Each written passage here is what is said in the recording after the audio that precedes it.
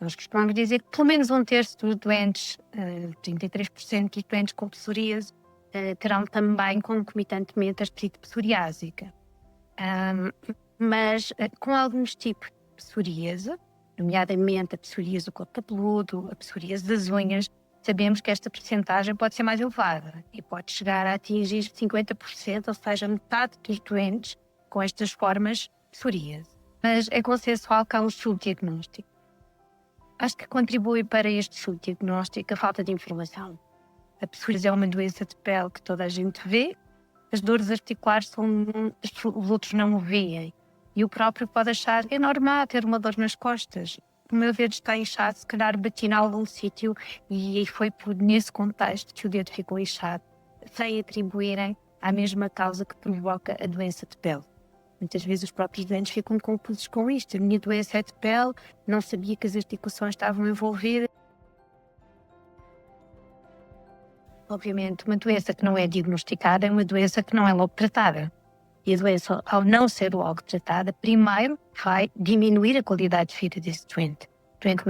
A doença manifesta-se numa fase inicial, sobretudo por dor, e a dor afeta a qualidade de vida. Nas tarefas do dia-a-dia, no sono, que não permite o doente descansar convenientemente durante a noite. No dia a seguir, para além da dor, a pessoa sente-se cansada e, obviamente, este primeiro impacto é na qualidade de vida.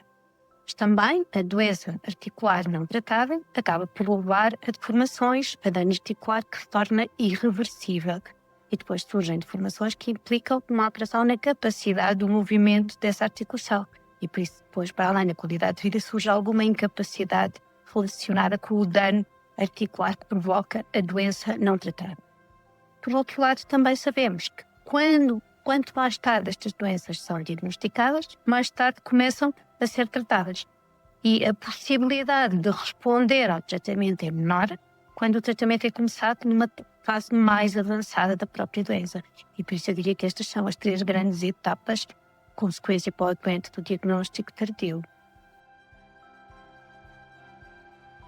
Aquilo que eu posso recomendar, enquanto reumatologista, é qualquer doente com psoríase que tenha queixas articulares deve ponderar e deve pensar que as queixas possam estar relacionadas com a sua doença cutânea.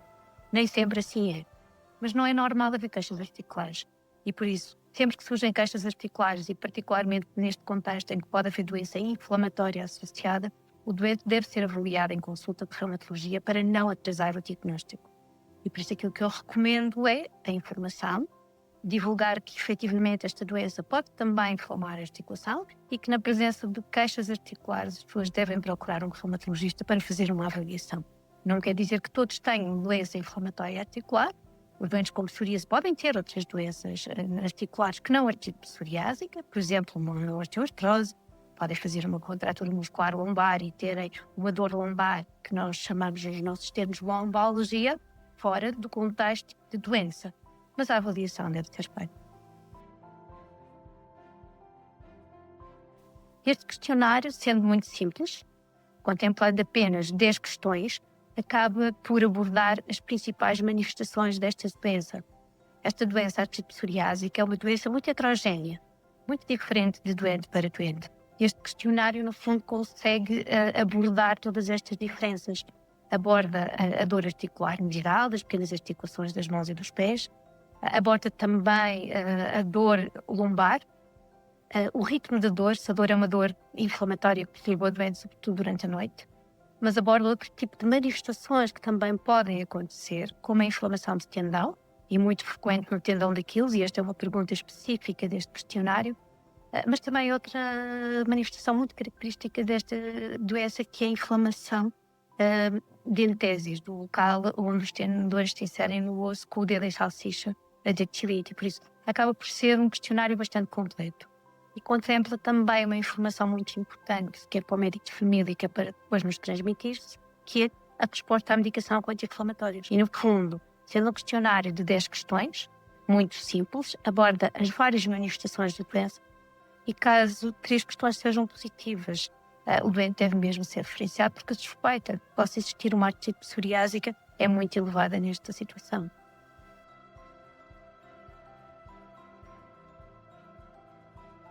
Às vezes, o sai do diagnóstico porque assistiram a alguém habitualmente mais velho numa altura em que as armas terapêuticas disponíveis não eram aquelas que nós temos agora, quer em termos de eficácia, quer em termos de efeitos secundários. Os fármacos agora são muito mais seguros e por isso esse de facto é um medo muito presente. Eu recordo-me de uma doente que há uns anos que eu mediquei com medicamentos que a senhora não começou. Chega-me uma segunda consulta, não começou, mas disse-me: eu vou começar desta vez, eu vou começar. Chega-me uma terceira consulta e ainda não tinha começado a medicação. E eu disse-lhe: tem que confiar em mim, tem que me explicar, porque se regressa, confia em mim, o que é que se passa? E a senhora fica lavada em lágrimas, porque tinha tido uma filha há uns anos atrás com uma leucemia tratada com aquele medicamento, e sempre que olhava para o medicamento bloqueava e não conseguia começar a medicação. E por isso existe também o medo da medicação em si. Estou agora a seguir uma miúda de 16 anos que tem muito receio do diagnóstico dos medicamentos porque assistiu à doença da avó há uns anos atrás. E por isso, sem dúvida, que isto é uma situação muito frequente e muito presente nas nossas consultas. E aquilo que eu quero transmitir é que, efetivamente, nós hoje dispomos de armas terapêuticas que não tínhamos há 10 anos atrás, não precisamos de recuar mais. Felizmente também fazemos o diagnóstico, embora com atraso superior ao que nós queremos, também muito mais cedo. E por isso nós somos muito mais eficazes a tratar. Não só porque diagnosticamos mais cedo, não só porque tratamos mais cedo, mas também porque conhecemos melhor os medicamentos antigos que já tínhamos e sabemos manuseá-los melhor. E temos muitos medicamentos novos, com menos riscos, seguros e muito mais eficazes do que os medicamentos que dispunhamos há 30, 20, 10 anos atrás.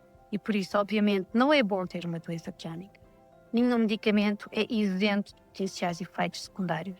Mas temos hoje muitas armas terapêuticas que podemos adequar a cada doente e que, quando o medicamento não resulta, nós dispomos de plano A e B e C, sem a necessidade de corrermos efeitos secundários se as coisas não estiverem a correr bem e com garantia de que conseguimos a remissão da doença. Não me cura?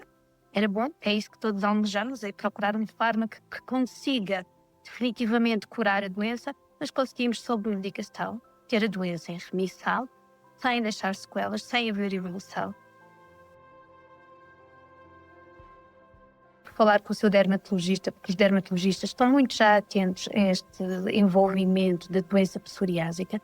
Podem referenciar para um reumatologista. Há várias consultas multidisciplinares em que dermatologistas partilham a consulta com reumatologistas para, no fundo, haver uma abordagem mais holística desta doença.